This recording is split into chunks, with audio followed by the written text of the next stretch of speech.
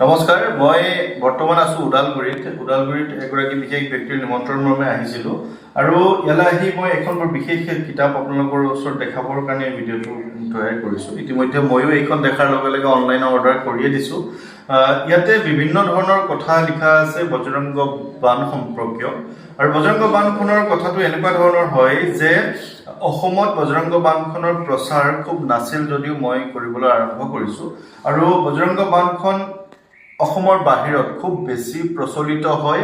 বিভিন্ন ধৰণৰ বিপদ আপদত মানুহে বজৰংগ বানখন পাঠ কৰে বা পাঠ কৰোৱায়।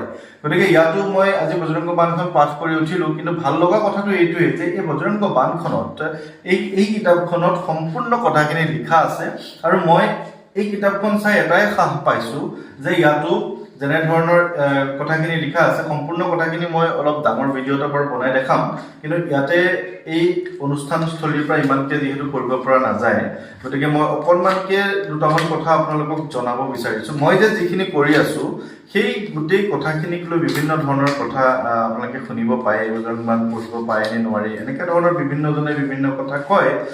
তাৰপিছতো মই যিখিনি কৰোঁ আচলতে মই অনুষ্ঠান হিচাপে কৰোঁ, কিন্তু মই এইটোৱে ভাল লাগিছে যে বজৰংগ বানৰ এই যে অনুষ্ঠান কৰোঁ এই কথাখিনি আচলতে আমাৰ অসমত যিহেতু নাছিলে, সকলোৱে এই কথাখিনি নাজানিছিলে আৰু সকলোৱে নিজৰ নিজৰ যিহেতু অসমত এই কথাটো নায়েই, গতিকে এই বিষয়ে নাজানে নহয় জানো। গতিকে মই নিজৰ ফালৰ পৰা বজৰংগ বানখন অনুভৱ কৰি বজৰংগ বানখন কি গোটেই কথাখিনি বুজি অৰ্থ বুজি আপোনালোকক বুজাবলৈ চেষ্টা কৰিলো।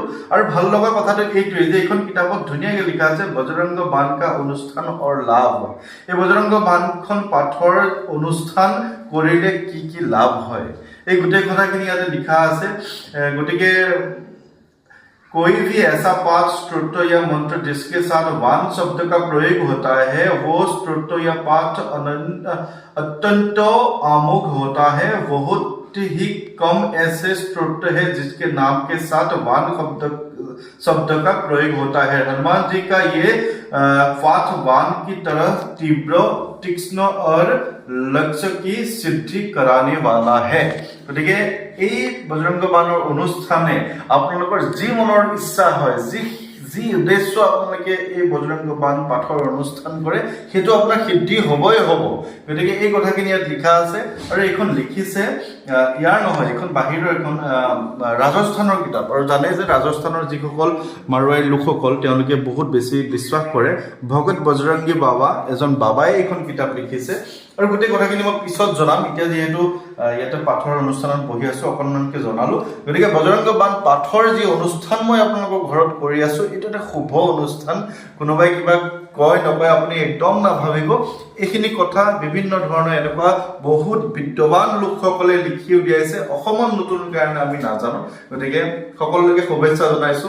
এই ফেব্ৰুৱাৰী মাহৰ আৰম্ভণিৰ দিনটোতে এনেকুৱা এটা ইনফৰমেশ্যন আপোনালোকক দিলো, এখন কিতাপ আপোনালোকক দেখাবলৈ পাই মই বহুত বেছি সুখী। ধন্যবাদ।